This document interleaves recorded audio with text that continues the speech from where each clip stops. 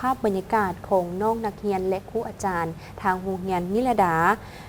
จำนวน2,000 กว่าคนได้ร่วมกันใส่บาตรแด่พระสงฆ์สามเณร70 องค์เนื่องในโอกาสบุญปีใหม่ลาวพศ2568ที่จะมาถึงนี้ซึ่งเต็มไปด้วยบรรยากาศเบิกบานมวลซืนและก็เป็นการเต้าโฮมความสามัคคีอีกด้วยโดยปฏิบัติตามโครงการอบรมธรรมะให้น้องนักเรียนโรงเรียนนิรดาที่ได้สืบทอดเนื่องมาเป็นปีที่5และในปีนี้โครงการเบนได้จัดอบรมอยู่ระหว่างวันที่10 กุมภาพันธ์ถึงวันที่30 เมษายน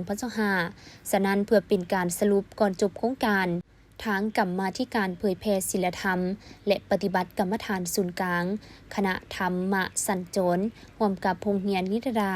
จึงได้จัดงานบุญใส่บาตรเนื่องในโอกาสปีใหม่ลาวคศ2025โดยมีพระสงฆ์สามเณรทั้งหมด70 องค์อยู่ที่ด้านหน้าหอธรรมสภาบ้านธาตุหลวงเหนือนครหลวงจันทน์ในตอนเช้าของวันที่10 เมษายน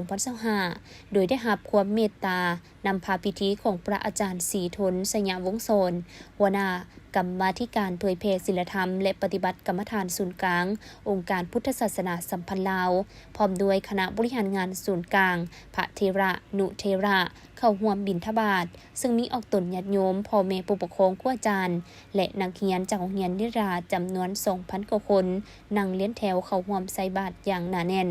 พระอาจารย์ศรีทนสยามวงศ์โสนได้ให้สัมภาษณ์ว่าการจัดงานบุญใส่บาตรร่วมกับโรงเรียนนิรดาครั้งนี้แม่นเป็นครั้งทำอิฐที่นำพาพ่อแม่ครูบาอาจารย์และน้องนักเรียนร่วมทำบุญหลังจากที่โครงการธรรมะสัญจรได้ลงไปซิดสอนอบรมธรรมะให้แก่น้องนักเรียนนิรดา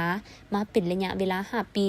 ซึ่งการเอาธรรมะลงซิดสอนหรืออบรมอยู่เรียนดังกล่าวแม่นเป็นสิ่งที่ดีและมีความสำคัญหลายต่อกับน้องนักเรียนในการปลูกฝังจิตสำนึกให้น้องนักเรียนได้เข้าใจธรรมะฮู้บุญคุณพ่อแม่และได้เข้าใจถึงพิธีกรรมทางศาสนาก็คือการใส่บาตรแด่พระสงฆ์โดยการซิดสอนเน้นให้นักเรียนเป็นคนหาดีคือเป็นลูกที่ดีของพ่อแม่เป็นศิษย์ที่ดีของครูอาจารย์เป็นมิตรที่ดีกับเพื่อนมิตรสหายเป็นพลเมืองดีของประเทศชาติและเป็นทายาทที่ดีของพระพุทธศาสนาจะมาในนามหัวหน้ากรรมาธิการเผยแพร่ศีลธรรมและปฏิบัติกรรมฐานศูนย์กลางและทั้งเป็นผู้ชี้นำกิจกรรมธรรมสัญจรที่ลงสอนโรงเรียนนิรดา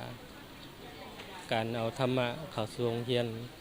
เป็นสิ่งที่จำเป็นและก็มีความสำคัญหลายต่อน้องๆนักเรียนเพราะว่าจะได้ปลูกฝังจิตสำนึกให้บรรดาน้องนักเรียนได้เข้าใจคุณพ่อคุณแม่ฉะนั้นกรรมาธิการเผยแพร่และธรรมสัญจรก็ได้ลงโรงเรียนนิรดาเป็นเวลาอยู่5 ปีต่อเนื่องกันมาแต่ปีนี้ก็เป็นปีพิเศษในเวลาว่า70 ปีแน่แล้วก็ได้มีกิจกรรมเรื่องนั้นด้วยว่าปีใหม่ก็จะมาถึงก็เลยหลังจากลงสอนศีลธรรมโรงเรียนครบตามวาระแล้วก็เลยจัดกิจกรรมกันว่าให้น้องๆนักเรียนได้ปฏิบัติตัวจริงเกี่ยวกับพิธีทางศาสนาเช่นว่าการทำบุญใส่บาตรฉะนั้นมื้อนี้ก็ได้จัดพิธีใส่บาตรร่วมกันที่หอธรรมสภาวัดพระธาตุลงเหนือเพื่อปลูกจิตสำนึกแก่น้องนักเรียนได้เข้าใจวิธีการเฮ็ดบุญแล้วก็ได้เข้าใจในการ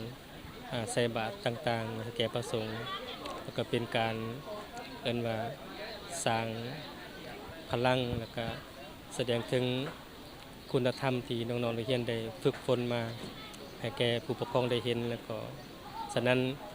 การลงสอนโรงเรียนการจัดกิจกรรมดังกล่าวนี้จริงเป็นผลให้แก่น้องๆนักเรียนได้มาปฏิบัติตัวจริงและได้เฮ็ดตัวจริงด้วยตนเองแล้วก็มีความเข้าใจฉะนั้นการลงสอนโรงเรียนของกรรมาธิการเผยแพร่จึงเน้นให้บรรดาน้องนักเรียนนั้นเป็นคนอยู่หาดีเนาะ1และเป็นลูกที่ดีของพ่อของแม่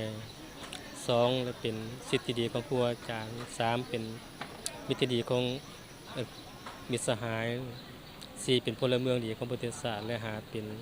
ทายาทที่ดีของพุทธศาสนาจึงได้ปลูกฝังจิตสำนึกของน้องนักเรียนให้เฮ็ดบุญใส่บาตรตามพิธีของและก็ตามว่าพิธีของชาวพุทธสำหรับการลงสอนอยู่โรงเรียนของคณะโรงงานธรรมสัญจรก็ได้สืบต่อไปหลายโรงเรียนปัจจุบันนี้ก็ยังสืบต่อสอนจากครู รงเรียนนิรดาแล้วก็ยังมีมศ.เวียงจันทน์แล้วก็มีโรงเรียนทิพย์จันทน์แล้วก็มีหลายๆโรงเรียนที่ยังสืบต่อสอนแล้วก็จะยังดำเนินสอนต่อไปและให้ได้หลักสูตรเป็นคุณภาพอย่างถูกต้องแล้วก็จะได้แบบเผยแพร่ไปสู่ต่างแขวงในทั่วประเทศโรงเรียนใดที่มีความพร้อมอยากให้พระสงฆ์ลงไปสอนธรรมะให้แก่น้องๆเรียนก็สามารถประสานงานมาทางกรรมาธิการเผยแพร่ได้เพราะว่าทางกรรมาธิการเผยแพร่ศูนย์กลางก็มีทีมงานติดตัวหน่วยงานธรรมสัญจรที่รับผิดชอบการสอนศีลธรรมแก่น้องๆเรียนเป็นหลักอยู่แล้วสามารถติดต่อทั้งปปส.ศูนย์กลางและก็ทางกรรมาธิการเผยแพร่ได้ท่านนางนิลพลแก้วบุญล้อมผู้อำนวยการโรงเรียนอนุบาลประถมและมัธยมนิรดาได้ให้สัมภาษณ์ว่าโรงเรียนนิรดาได้เอาโครงการอบรมธรรมะให้น้องนักเรียนผ่านมาแม่นได้ให้นักเรียนเรียนรู้ธรรมะโดยการจัดสรรเวลาเรียนในระยะภาคเรียน2ในเวลาเรียน3มื้อต่ออาทิตย์คือวันจันทร์วันพุธและวันศุกร์ซึ่งในการใส่บาตรในมื้อนี้ก็เป็นอีกหนึ่งกิจกรรมหนึ่งที่ติดพันกับการลงศิษย์สอนธรรมะอยู่โรงเรียนนำมาซึ่งการปฏิบัติตัวจริงและทั้งถือโอกาสนี้เต้าโฮมความสามัคคีครูอาจารย์พ่อแม่ผู้ปกครองและน้องนักเรียนทั้ง2สาขาร่วมกันทำบุญต้อนรับปีใหม่ลาวที่จะมาถึงนี้เจ้าสบายดีข้าพเจ้านางนิลพรแก้วบุญล้อมผู้อำนวยการโรงเรียนเลี้ยงเด็กอนุบาลประถมมัธยมสมบูรณ์นิรดาปัจจุบันพวกเขามีอยู่2สาขาคืออยู่ศรีบุญเฮืองและอยู่จอมมณีปีนี้เป็นปีทำอิฐที่พวกเขาได้นำพาน้องนักเรียนมาใส่บาตรอยู่หน้าหอธรรมสภาเนื่องในโอกาสปีใหม่ลาวโครงการนี้พวกเขาได้เฮ็ดร่วมกันกับโครงการธรรมะที่ว่าพวกเขาได้เชิญเพิ่นเข้ามาฝึกอบรมน้องนักเรียนเขาซึ่งเป็นปีที่5ด้วยความว่าได้เรียนเป็นทฤษฎีแล้วพวกเขาก็เลยนำพาพวกน้องเข้ามาเฮ็ดตัวจริงในการใส่บาตรเฮ็ดบุญเพื่อต้อนรับปีใหม่ซึ่งมีน้องๆทั้งหมดตั้งแต่อนุบาลจนฮอดมัธยมเข้าร่วมนักเรียนเขาทั้งหมดทั้ง2สาขารวมมีประมาณ 2,000 คนและมื้อนี้ก็เป็นโอกาสดีและก็ด้วยความภูมิใจดีใจที่ว่านักเรียนและผู้ปกครองพร้อมด้วยครูอาจารย์ทุกคนได้มาใส่บาตรในมื้อนี้เนื่องในโอกาสปีใหม่ลาวพศ 2568 จะมาถึงนี้ขออวยพรให้ทางผู้ชมและก็ทางทีมงานและพร้อมด้วยครูอาจารย์และน้องนักเรียนของพวกเราทุกคนจงมีสุขภาพแข็งแรงโชคดีปีใหม่ทุกๆคนขอบใจนอกจากนี้ตัวแทนน้องนักเรียนยังได้ให้สัมภาษณ์ถึงความรู้สึกที่ได้มาร่วมทำบุญตักบาตรว่าการได้มาร่วมทำบุญใหญ่ของโรงเรียนครั้งนี้แม่นรู้สึกดีใจและมีความสุขที่ได้มาร่วมตักบาตรกับหมู่เพื่อนหลายคนหลังจากได้ทำเรียนมาหลายปีและในโอกาสปีใหม่ลาวที่จะมาถึงนี้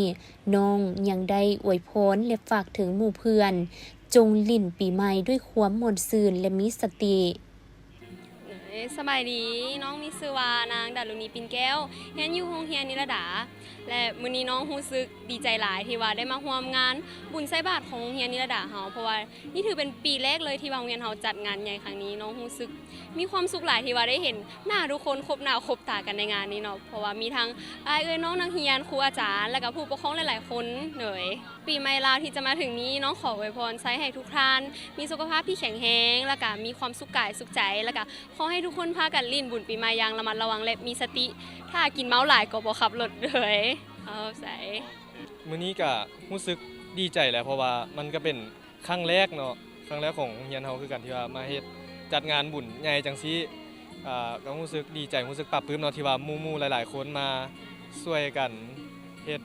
โครงทานเนาะโดยมื้อนี้ก็เลยถือว่ามาตอบแทนเพิ่นซะที่ว่าสอนโรงเรียนเฮามาเรื่อยๆหลายปีในปีใหม่ที่สิมานี้ขออวยพรให้ทุกท่านทุกคนจงมีความสุขกายสบายใจมีสุขภาพที่แข็งแรงและก็ลิ้นปีใหม่อย่างระมัดระวังและมีสติ